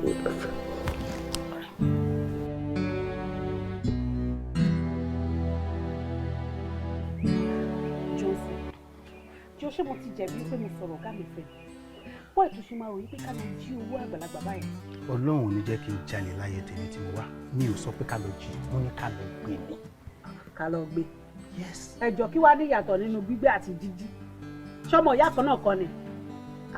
Báwo ló tiẹ̀ sí máa ro orí èrò burúkú báyìí? Ká lọ gbé owó bàbá àgbàlagbà báyìí. Náà wọ́n lọ tó bá jẹ́rẹ̀ ní stop ẹ̀mí láìpẹ́. Fún mi, ọmọdé ń ṣe ẹ́. How long will you continue to work as a slave? I am not a slave, mind you, cook ni mi. Cook ni ẹ́? Bẹ́ẹ̀ni. Kí wàá ní ìyàtọ̀ nínú cook àti slave? Iṣẹ́ ọwọ́ mi ni mò ń ṣe, iṣẹ́ mi ni mò ń ṣe, so mi ò ń ṣẹrú. Wo àpọ́nlé ọ̀rọ̀ lásán ni cook, slave ni slave jẹ́. Ó kàn lè dédé wò lọ́jọ́ kan kí bàbá yẹn kò dédé sọ pé ọ̀rẹ́ ti sọ àwọn kọ́kọ́ lé dànù. Níbo ló ti fẹ́ bẹ̀rẹ̀ again? Opportunity lílé gbogbo àwọn èèyàn tó rí nílé ayé tí wọ́n mèkè opportunity náà lọ máa rí jẹ́ ká utilize opportunity tó wáyé káwa náà mèkè in life and put an end to this wretched life we are living. See, Joseph, I don't know, sórí gbogbo nǹkan tó ti ẹ̀ sọ yìí ó strange sí mi, ó strange sí mi ní etí. Why would you even think like that? Bàbá àgbàlagbà báyìí, ó lóore mi ní bàbá yẹn náà. Bàbá yẹn ń ṣe dáadáa pẹ̀lú mi. Wọ́n fún mi lówó iṣẹ́ mi, wọ́n tún máa ń fún mi ní extra, wọ́n dẹ̀ máa ń tọ́jú mi, wọ́n máa ń ṣe dáadáa sí mi. Mo sọ́rí èmi ò lè fojú olóore gúgé o, mi ò lè fojú olóore mi gúgé. Tí o bá fojú olóore gúgé, ìkàwé ló fẹ́ gbé tiẹ̀ sílẹ̀ kó fi gígùn. Má jẹ́ ká kú sínú ìyà, jẹ́ ká ṣe kí ní ìkáwá náà tiẹ̀ lè live a better life. Okay, you know what? Tó bá jẹ́ pé ẹ̀rù bá ṣe fẹ́ execute iṣẹ́ yìí, mo ló ṣe má wọrí fi dá mi. Mo máa ṣe tí mo dé máa ṣe perfectly.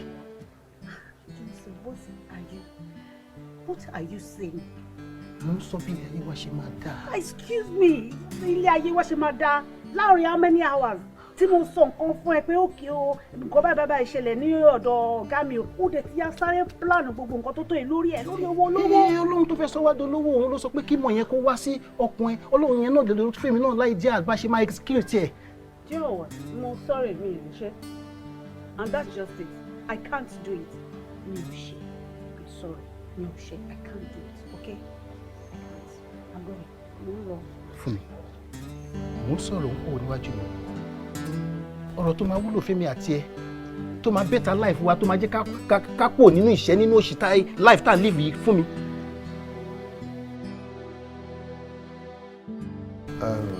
Azeez gbọ́rọ̀ ẹ̀ lọ. Nǹkan tí mi ń gbìyànjú àti sọ náà ni pé mi ti mí ìtẹ́ni ẹ̀ ìyẹn ẹni tó fẹ́ ra Rolls Royce yẹn sá. So a dẹ̀ ti conclude sórí price kan. Bẹ́ẹ̀ni ó ní $199,000 USD ló ń lè san.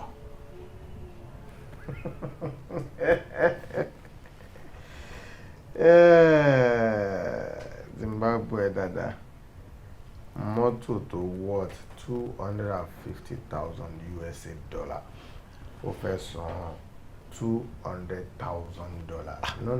Rárá sá o kò ń ṣe $200,000 ló san $199,000 ló padà san 200 lájọ agree sí ni but no complain pé torí àwọn ìnáwó pẹ́pẹ́pẹ́ tó likely láti bá pàdé lára mọ́tò yẹn then ó yìí máa ṣe change of ownership and ṣẹ̀dẹ̀ rẹ nìyẹn VIP plate number ló fẹ́ gbà sí so gbogbo cost yẹn ló náà fi wò pé kò ń dín $8,000 kúrò ń bẹ́ sá. ọ̀rọ̀ yé mi dáadáa Azeez mo dẹ̀ mọ̀ Mr. Jide dáadáa má bàa ro situation Nigeria má bàa ro economy ó wà òkè ó dẹ̀ lówó lọ́wọ́. The least tí mo lè ṣe rẹ̀ jẹ́ kó ṣe ní $230,000. Ìyẹn dẹ̀ máa wù mí sá o, but ó ti late. Ó ti late sá. Ó in fact ó ti èmi àti ẹ̀ ti conclude. In fact mo ti gbé owó yẹn wá báyìí. $199,000 ló wà bí. Ẹ kó tó kù sá. Azeez, sá. gbé àdúró owó tó báyìí ó gbèrè ẹ̀yin ọmọ sí láyà gan o ẹ láyà o ẹrù díẹ̀ báyìí. no mi kàn wó pé kò sí tó máa mọ nǹkan tó wà ń bẹ ẹ wo bí mo ṣe múra. àwọn kan wẹ jù tó ń bá double cross ẹ kí ló fẹ́ sọ. ṣáwọn kan máa wẹ jù ni. of course yes. ọlọ́ọ̀tì ẹ̀ ní ṣètò wa bẹ́ẹ̀ owó ilé kò sẹ́ni tó mọ̀ pé mo gbé dání bíi student tó gbé ìwé sẹ́yìn ni. Anyway ó yẹ kí n sọ pé kò dá owó yìí padà ni but Yorùbá ní àkọsápò báyìí léegun kọ owó. Exactly exactly. Account manager mi ń bọ̀ bí lọ́la. Okay. So màá ní kó lọ fix ẹ̀ ní bank. Okay. Èmi dẹ̀ tẹ̀lé báyìí gbé dání náà dọ́là. Má ṣe yọnu má ṣe yọnu. Okay. Ẹ máa gbé dání ọ̀rẹ́. Fúnra lára mi ó ti yẹ. Ọ̀rọ̀ the other car tí à ń sọ yẹn tó bá rí ẹni tó lè rà ní $11 million. Méjìlá jọ ń sọ sá. Highlander kan ìyẹn 2015 model. Ìkejì Murano black colour yẹn sá. Murano yẹn ni mo ń sọ. Lẹ́pẹ̀ lélo sá. $11 million. Ẹ lè rí. Azeez kí ló máa ń ṣe ẹ́? Wàá dẹ̀ máa sọ̀rọ̀ on behalf of buyer. Ṣé buyer ni wọ́n ni? Nítorí mo mọ nǹkan tẹ́kọ́nọ́mì ń sọ ni. In fact gbogbo dealers ló ń complain. Talkless of àwọn tó fẹ́ ra used car sá. Oh my God, oh my God. Okay, nǹkan tèmi fẹ́ ṣe nìyẹn. Bí mo ṣe fẹ́ ṣe nǹkan tọ̀dọ̀ mi nìyẹn. Tó bá rí buyer fún $500,000 kó jẹ́ tiẹ̀. 10.5 million kó jẹ́ tọ̀dọ̀. Ṣebí mi á rí 500 sá. Èmi mi pẹ́ lè rí bẹ́ẹ̀ yẹn náà. A máa rí báyìí. Ó likely kẹ̀rí tàbá gbé lọ sáwọn VI kankan ẹ̀ sá. Azeez sá. Wàá ṣe wedding láìpẹ́ o. Inshallah sá. Wàá ṣe wedding láìpẹ́ o. Àmín sá. Mi ní náwó fún ẹ. Ẹjọ́ ìnáwó. Ẹjọ́ ìnáwó. Mi ò ní wá yín ti sá. Ẹ ní sì ṣe. Ẹ ní fàìsàn ló gbà. Àmín. Ọjọ́ àkòrè làbàrà lọ. Àmín ẹ jẹ́ kí n máa ṣe gudugudu méje yàrá mi. Ọlọ́run á fún yín ṣe. Èmi àtàdélékè. Mo like máa yẹn gan. Irọ́ ni. Gọ́vnà Adélékè. Ọ̀rẹ́ mi ni. Lọ́ṣùn. Ọ̀rẹ́ mi ni Lọ́ṣùn. Máa yín báyìí tẹ̀. Really? Bẹ́ẹ̀ mo sọ fún. I'll be very grateful, sir. Promise. I'll be very happy, sir. Má worry, sir. Adélékè. Àwọn yẹn ń jó. Tó bá gbọ́ ìjó gọ́vnà. Adélékè. Wọ́n dẹ̀ sọ pé kì í ṣe pé bóyá ń jó ẹ̀wọ̀n ṣe dáadáa nílùú. He is a responsible governor. Allah. He is a responsible governor. Nǹkan tó ti ṣe fún àwọn òṣìṣẹ́ tó ti fẹ̀yìntì recently. Makanius. All right, sir. Thank you very much. All right. No problem. Kí ìmọ̀ra. Ó wà lọ́fíìsì. Àbí kí n bá gbé. Má gbà má dé díẹ̀. Azeez má dé díẹ̀ báyìí. Mo ti gbówó lẹ̀. All right. Ó dẹ̀ mú wáìnì ẹ. Àṣé mi ló fẹ́ kí n mú eléyìí pẹ̀lú wáìnì ni.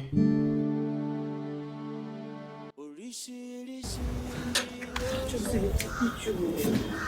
nǹkan tí mo bá yẹn ló tọ́ fún mi ló take time tó fi mú rẹ̀ jì ẹ̀ mo ti fún mi nǹkan tó jẹ́ pé tó máa wọ tó bá ti tó ní sí traces kankan because ó jẹ́ pé kò gbé lè wo ọmọ tí mo fẹ́ fún ní kíní ìkóló kó ṣe ọmọ tó ní wàhálà ẹ̀rù nígbà láti ṣe o ti understand so wọ́n wá fún mi ní nǹkan yẹn mo sọ wípé ó ní àwọn olówó kan tó máa pè sínú tó bá ti pè gbólóhùn yẹn sínú tó ti dárúkọ wọn sínú lẹ́sẹ̀kẹsẹ̀ ni. Kí ló ń jẹ́ gbólóhùn? Ọ̀fọ̀. Ọ̀fọ̀ tí àwọn ológun máa ń lò ló fíìmù yẹn. No, kì í ṣe ológun ọ̀rọ̀ tí wọ́n sọ síbẹ̀ nígbà tí wọ́n kò fẹ́ fi ọ̀rọ̀ kọ̀ máa di nǹkan tó fẹ́ sọ ni ó ti yẹ ó ti tán kò ṣe kókó tó máa ní.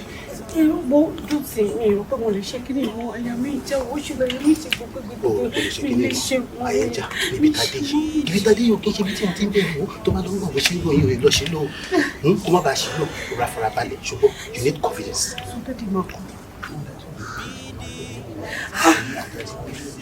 gbà náà máa padà ẹ̀rọ tí mo wá padà òní pé káwọn àgbàlagbà tó kọ́ máa kó àwọn òkèrè tó káwọn òkèrè sí ìwé tó fún kí sáwọn náà tiẹ̀ ti jọra díẹ̀ ẹ̀ka lówó tó gidi agbẹ́rẹ́ gidi. Mo ní o fẹ́ kí lẹ́ni tí wọ́n mi ò fẹ́ kí lẹ́ni tí wọ́n náìsì.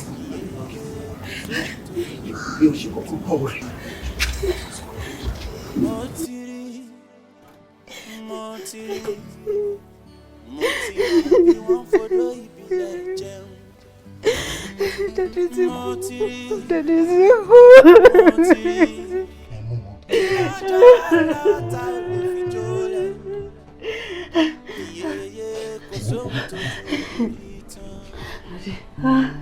Ayé polówó wà ìwúwo tó ṣe kọ́ lọ́mọ máa ṣe ń sìn jẹ́ ká tẹ̀sí gbowó ká sì gbowó lọ́nà gbogbo àná la máa padà ṣèdárò dádì owó dà owó. Mo Joseph ṣé tí àwọn ọmọ dáadé tó bá máa ṣe autopsy ṣé wọn ò ní rí kíní ta fẹ́ lù wọ̀nyẹn ṣé wọn ò ní rí pé wọn ló pa wọn bá yín. Ṣé ilé náà kò tó jẹ́ autopsy ni kí ni jẹ́ bẹ́ẹ̀ kò sí nǹkan tó ń jẹ́ bẹ́ẹ̀ òun náà ló jẹ́ kí n lọ ní tràdúwé tó bá tiẹ̀ máa rí àtọ̀tọ̀ ní kó tó máa rí owó dà owó dà. Ṣé kíní ta fẹ́ lù wọ̀nyẹn náà ló pa wọn bá yín. Tó fẹ́ lù wọ́n. Tó fẹ́ lù wọ́n ta fẹ́ lù wọ́n. Oh, sorry, tí mo fún ẹ tó fẹ́ lù wọ́n. What are you saying? Tó fún ẹ ta fún what? Ìkọ̀kọ̀ náà ní méjèèjì yẹn ò nídìí kí la ní fẹ́ fìyẹn ṣe nínú ìtọ́jú wa bẹ́ẹ̀. Ìwọ ló fún mi o, ìwọ ló fún mi o. Ta fẹ́ lù wọ́n. Ìwọ ló fún mi o, nǹkan tí wọ́n ló pa o, wọ́n ló padà jù o. Mi ò fẹ́ padà jù o. Ìyá mo ti gbọ́. Mo fẹ́ dẹ́bi mi fẹ́ kí dẹ́bi kú. Wá ṣé kò láwa sún àbáwá gbogbo? Where's the money?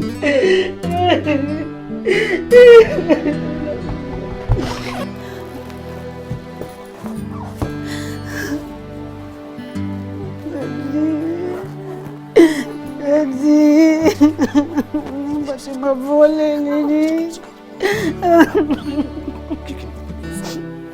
Jẹ́ àtẹ̀sọ̀ pé òkun bíbá iná tó bá máa sùn tó bá máa bá ṣe máa ṣe ìdáhùn dájú.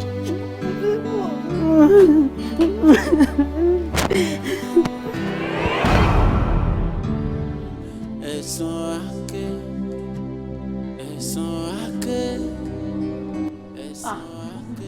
Bá fẹ́ bá àwọn àkùnà padà jù o. Would you shut up?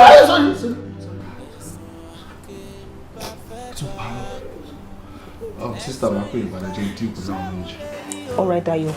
On Thursday, ṣe bó ṣe yẹ. Okay, kó pè mí kó bá ṣe tán ká lè tè mọ what next to do. All right.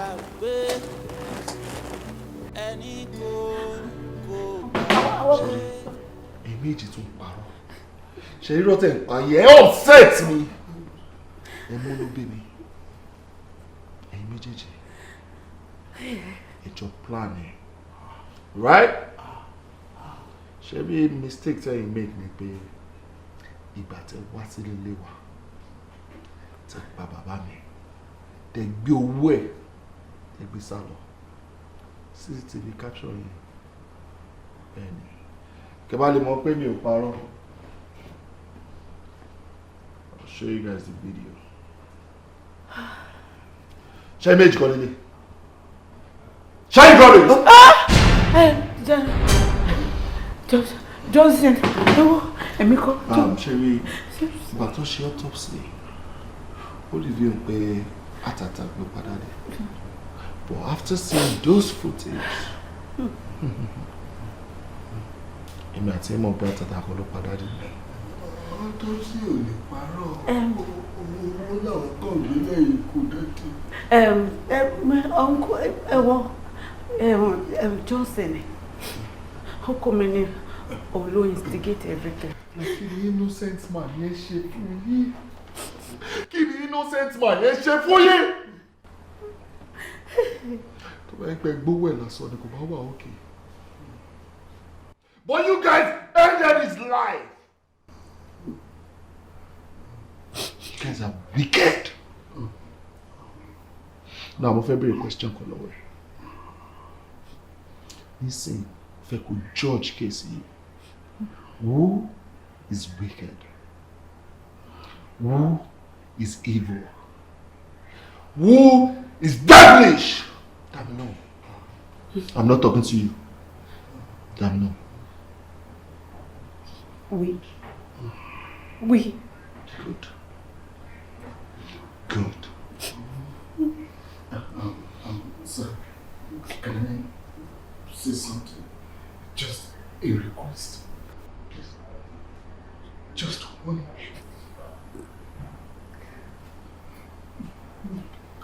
Can I talk, sir? Sir. Wicked?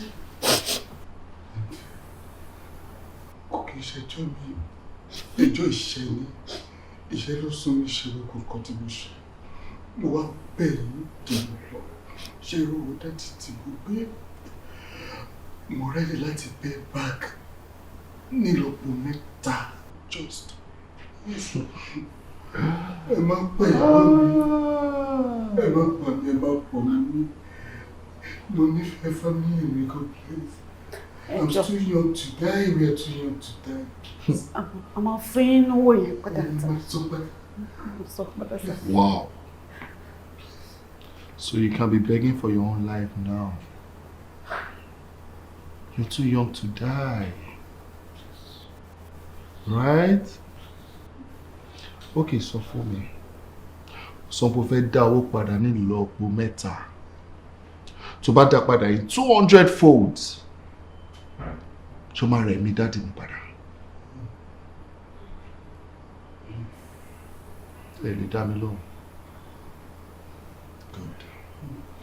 Okay, fine.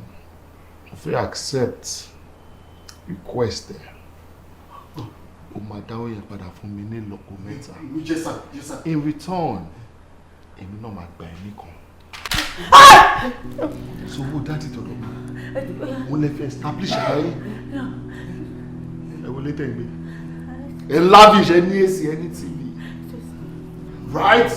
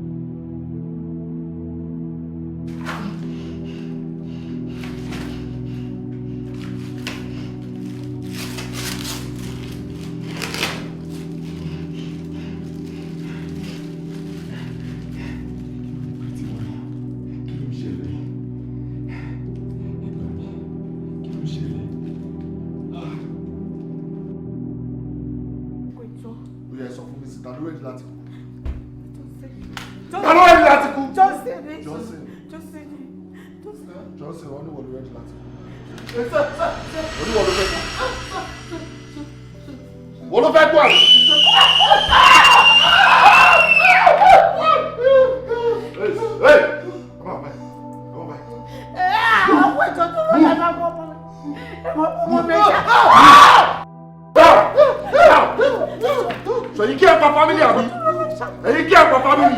What family, Abi? Oh, hey, what you pass out? Drop your weapon! Step aside. Officer, pick your gun. I'll go for him. I will slap you.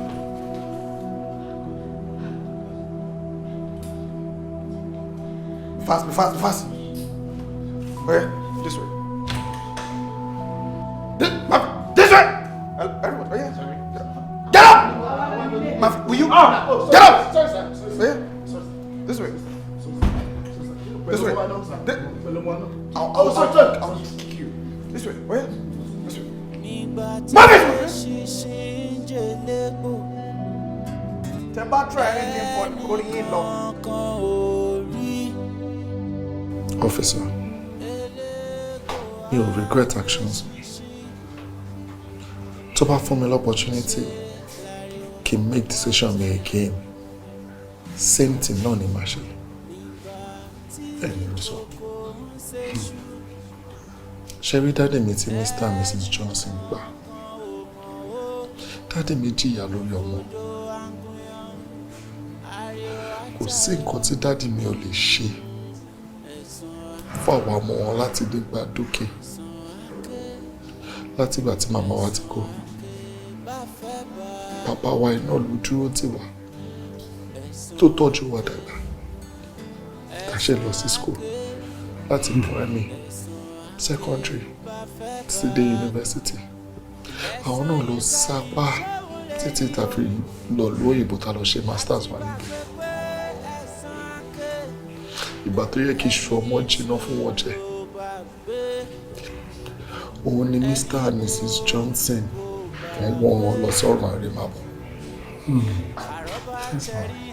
Ṣẹ́gun, daddy mi ò deserve it. He didn't deserve to die.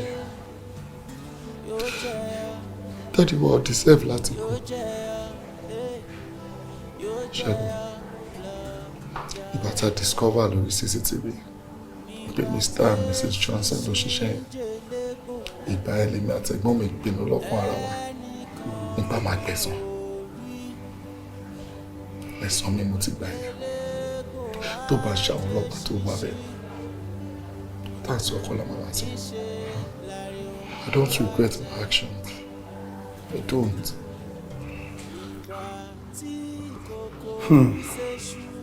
Well, kò sí tó máa gbọ́ gbogbo wọn tó sọ ẹ̀ tí ò lè sympathize pẹ̀lú ẹ̀.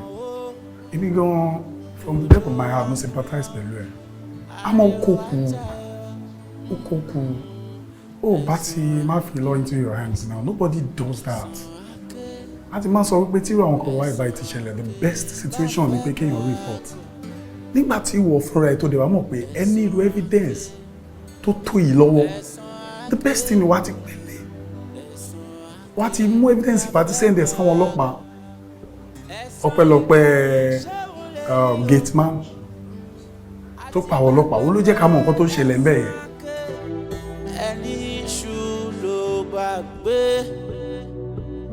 Ẹni kò gbàgbé àrọ́bá tẹ̀rí ẹni bàbá yóò kó má ṣe dìbì oore o kó má ṣe dìbì kó má ṣe dìbì mọ́ mi lọ kó má ṣe dìbì mọ́ mi lọ. Oore ni yóò ṣe ọ̀ká ṣe ṣe.